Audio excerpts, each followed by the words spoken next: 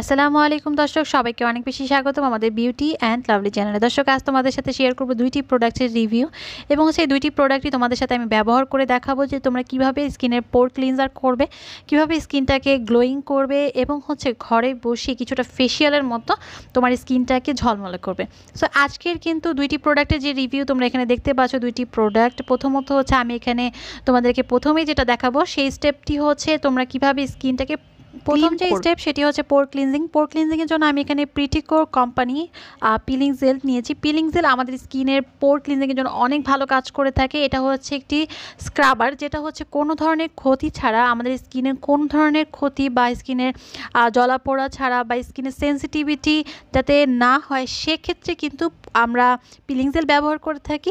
Peeling jail আমাদের স্কিনটাকে খুব ভালোভাবে ক্লিন করে থাকে। এটা আমরা সপ্তাহে 3 দিন 4 দিন অথবা রেগুলার চাইলে ইউজ করতে পারি। নর্মালি আমরা যে স্ক্রাবার ব্যবহার করে থাকি সেগুলো কিন্তু রেগুলার ইউজ করা যায় না, বাট এখানে কিন্তু পিলিং জেল রেগুলার আপনারা ইউজ করতে পারবেন এবং সাথে সাথে স্কিনের ময়লা দূর হবে।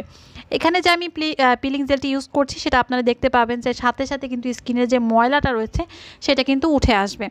পিলিং জেলটা হচ্ছে আপনারা রেগুলার ইউজ করতে পারবেন। রেগুলার আপনার স্কিনটাকে ময়শ্চারাইজ করার জন্য, স্কিনটাকে পোর মুক্ত করার জন্য, স্কিনের যে গ্লোয়িং ভাবটা সেটা রাখার জন্য কিন্তু আপনারা পিলিং জেল ব্যবহার করতে পারেন। এটা বডির যে কোনো পার্ট ইউজ করতে পারবেন কালো দাগ দূর করার জন্য এবং যেখানে কালো দাগ বেশি রয়েছে, যেমন সিক্রেট প্লেসের কালো দাগের জন্য কিন্তু আপনারা পিলিং জেল ব্যবহার করতে পারবেন। আর এখানে রয়েছে এটি এগের ফ্লেভার। এটার মধ্যে রয়েছে অ্যালোভেরা এবং রসুন রয়েছে, তাছাড়া আরও কিছু ফ্লেভার রয়েছে, বাট আমার কাছে এই এগের ফ্লেভারটা বেশি ভালো লাগে, কারণ এটার কার্যকারিতাটা বেশি এবং স্কিনটাকে সফট করার জন্য, গ্লোয়িং করার জন্য খুব ভালো কাজ করে থাকে। সো এখানে পিলিং জেল ব্যবহার করার ফলে আপনারা বেশিক্ষণ এটাকে ম্যাসেজ করবেন না। 1 থেকে 2 মিনিট ম্যাসেজ করলে স্কিনে যত ময়লা আছে আপনারা এখানে দেখতে পাবেন সব ময়লা কিন্তু কাপড়ের সাথে উঠে আসবে এবং এটাই কিন্তু সবথেকে চমৎকার ব্যাপার। সাথে সাথে কিন্তু ময়লাটা দেখা যায় যেটা উঠে আসছে। আপনি মেকআপ রিমুভ করার জন্য স্কিনের যদি কোনো ধরনের মেকআপ ব্যবহার করে থাকেন, লিপস্টিক ব্যবহার করে থাকেন, সেক্ষেত্রে কিন্তু আপনারা তখন পিলিং জেল ব্যবহার করলে এবং আপনার স্কিনের সাথে সাথে যে মেকআপগুলো আছে সেগুলো উঠে আসবে এবং সাথে সাথে কিন্তু আপনি এটি বুঝতে পারবেন। সেকেন্ড আমি যেটা ব্যবহার করব সেটা হচ্ছে peel off mask. Peel off mask black হেডের জন্য অনেক ভালো। পিল অফ মাস্ক এটা আমি প্রথমেই ছবি এখানে অ্যাড করে দিয়েছি, আপনারা দেখতে পাচ্ছেন। এই প্রোডাক্টটা কিন্তু আপনারা অনেকেই মার্কেটে পেয়ে যাবেন। তাছাড়া আমাদের নাম্বার দেওয়া থাকবে, আপনারা চাইলে নাম্বারও যোগাযোগ করতে পারেন। ডিসক্রিপশন বক্সে নাম্বার দেওয়া থাকবে, আপনারা চেক করে নেবেন। সো পিল অফ মাস্ক ব্যবহার করে থাকি স্কিনের কিন্তু যে ছোট ছোট হেয়ার থাকে, অনেকেরই আছে যে স্কিনের অবাঞ্ছিত যে লোম থাকে সেই লোমটাকে তুলে ফেলার জন্য কিন্তু পিল অফ মাস্ক ব্যবহার করা হয়ে থাকে।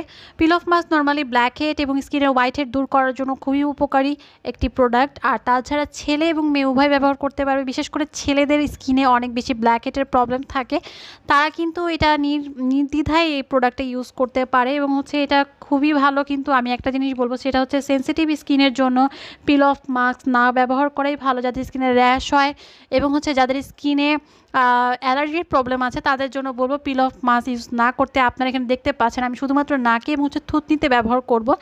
এটার কারণ এটাই, আমার স্কিনে একটু অ্যালার্জির প্রবলেম আছে এবং সেন্সিটিভ আমার স্কিন, যার কারণে কিন্তু শুধুমাত্র ভিডিওর জন্যই কিন্তু আমি এটি ব্যবহার করে দেখাচ্ছি। আদারওয়াইজ আমি এই প্রোডাক্টটি ব্যবহার করি না, কারণ যাদের স্কিন সেন্সিটিভ তাদের স্কিনে এই র্যাশের প্রবলেম 100% হবে। আপনারা এখানে দেখবেন যে আমি এটা ব্যবহার করার ফলে আমার অ্যাটলিস্ট 2 মিনিট পর আমার স্কিনটা একটু লাল হয়ে যায়। এরকম সমস্যা কিন্তু সেন্সিটিভ স্কিনে হবে। আদারওয়াইজ সবাই এটা ব্যবহার করতে পারবে।